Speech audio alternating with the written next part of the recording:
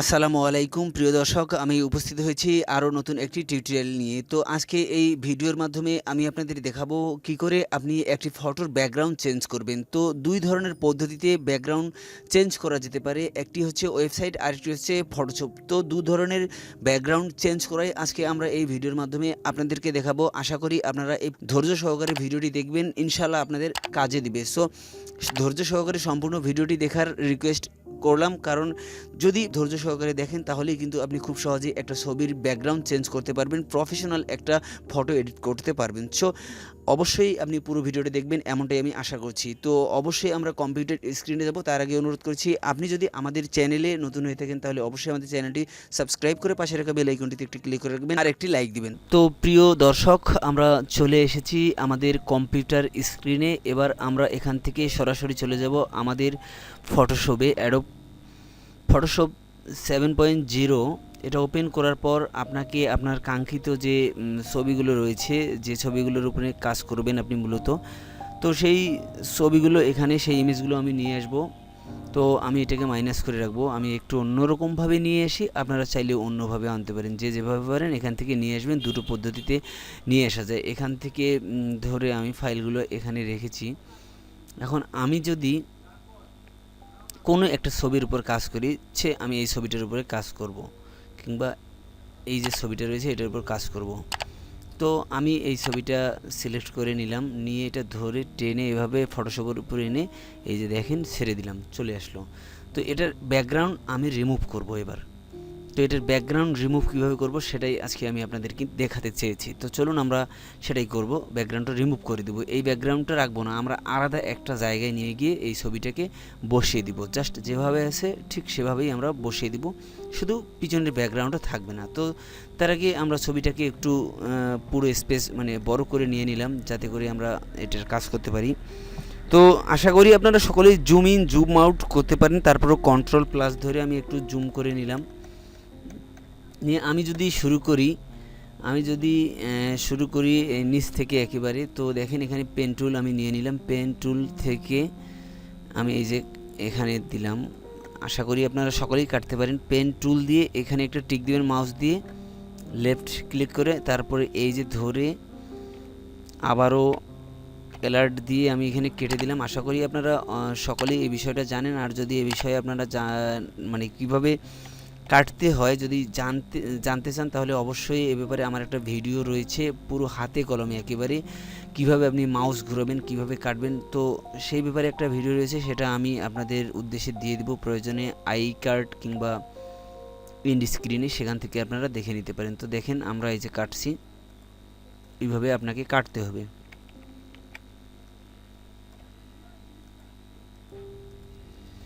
এছাড়াও আরও একটা পদ্ধতি রয়েছে, সেটা সরাসরি অনলাইন থেকে কাটা যায় ওয়েবসাইটের মাধ্যমে। তো সেটাও আমি আপনাদেরকে দেখাবো। তো সেখানে রেজুলেশনটা সঠিক পাওয়া যায় না, তাই আপনারা ওটা করার চেষ্টা করবেন না, কারণ ওটাতে রেজুলেশন আপনি ঠিক পাবেন না। তো দেখেন আমরা ছবিটা কাটছি, তো একটু সময় নিয়ে কাটি আমরা। এই যে এরপর আমি এখানে কেটে নেব, এখান থেকে বাকিটুকু আমি কেটে নেব।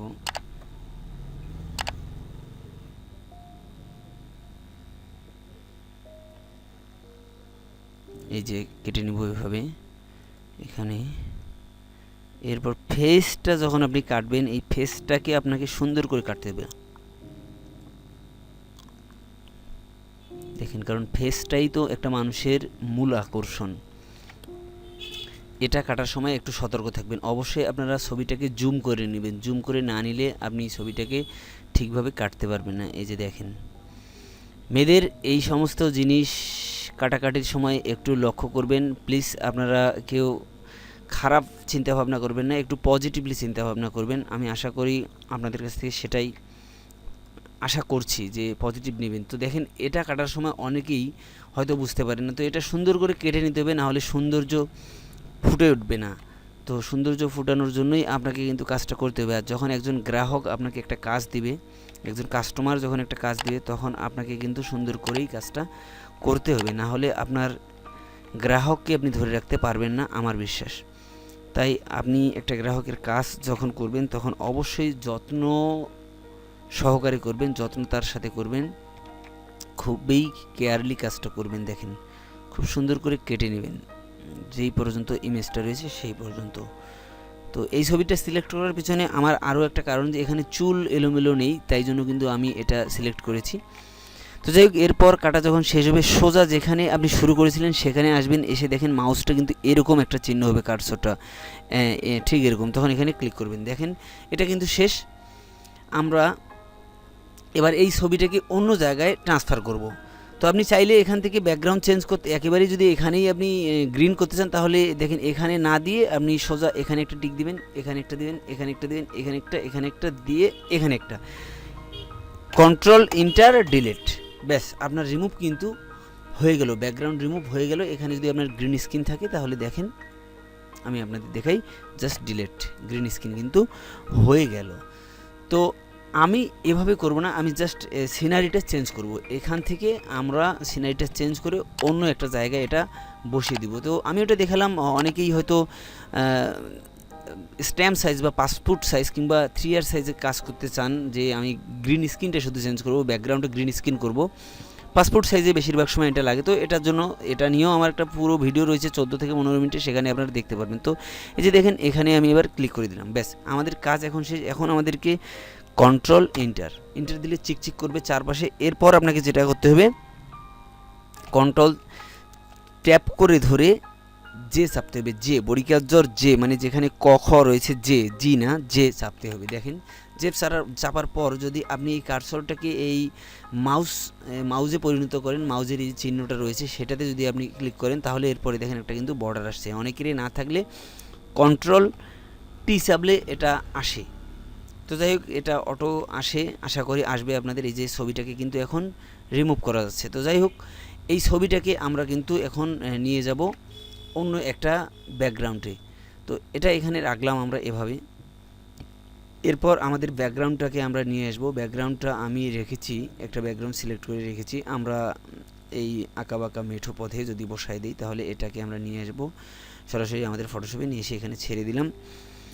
এটাকে আমরা যদি এরকম লম্বা করি, দাঁড়ান আমরা একটু সাইজ করে নিই। আমি যদি A4 সাইজে করি তাহলে এখানে দিলাম। এটা আমি এইচডি ছবি পাইনি, যার কারণে এরকম। তো এটা কোনো ব্যাপার না, আমি জাস্ট আপনাদেরকে দেখানোর জন্য এটা করছি। এই যে দেখেন, হ্যাঁ এরকম করে আপনি এটাকে, আমি আশা করি এই কাজগুলো আপনারা পারেন।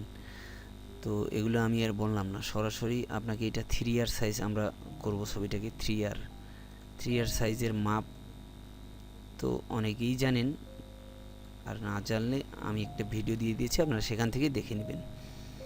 তো এই যে দেখেন, এখান থেকে এবার আমরা এই ছবিটাকে এই জায়গাটাতেই নিয়ে আসব, সেম এই জায়গাটাতে নিয়ে আসব।